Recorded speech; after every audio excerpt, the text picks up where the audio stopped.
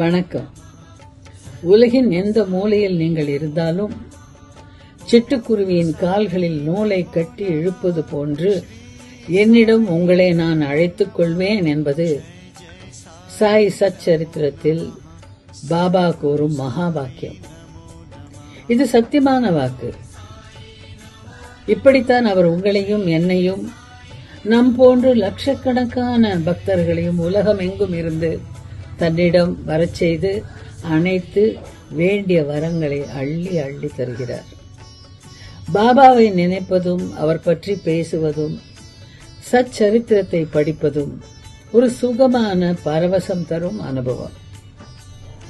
அண்மையில் கொழும்பு சென்றபோது அங்கு ஸ்தாபிக்கப்பட்டுள்ள ஜீவாதாரா பாபாவின் ஆலயத்துக்கு சென்று அவரை வழிபடும் பாக்கியம் எனக்கு கிடைத்தது. மறைந்த தொழிலதிபர் ஈஸ்வரனும் அவர் அமைத்த சாயி பாபா அறக்கட்டளையும் அபிஷாவளை என்ற இடத்தில் சர்வாதாரா பாபாவுக்கு மாபெரும் கோவிலை நிர்மாணிப்பது, அந்த பணி தற்சமயம் பூர்த்தியாகி வரும் மார்ச் 9ஆம் தேதி ஞாயிற்றுக்கிழமை காலை நூதன பிரதிஷ்டை ஆலய திறப்பு விழா நடக்க இருப்பது நம் போன்ற பக்தர்களுக்கு மகிழ்ச்சி தரும் விஷயம். அற்புதமான செய்தி.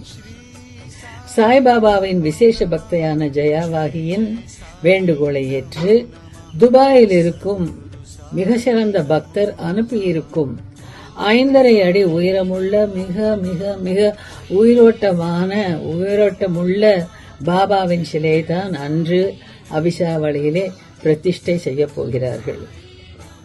யாமிருக்க பயமேன் என்ற மந்திர சொல்லை கூறி பக்தர்களை இரவும் பகலும் ரட்சிக்கும் பாபா சர்வாதார பாபாவாக அனைத்து ஜீவராசிகளையும் தாங்கி பிடிப்பவராக அபிஷாவளை திருக்கோவிலிலே அமர்ந்து நம் அனைவரையும் கண்ணை இமை காப்பது போல பாதுகாக்க வருகிறார். அவர் பாதங்களிலே சரணடைந்து சாஷ்டாங்கமாய் நமஸ்கரித்து சாய் மகாராஜுக்கு ஜெய் என்று கட்டியம் கூறி அவரை வரவேற்க நாம் ஒவ்வொருவரும் தயாராக இருக்கலாம். வணக்கம்.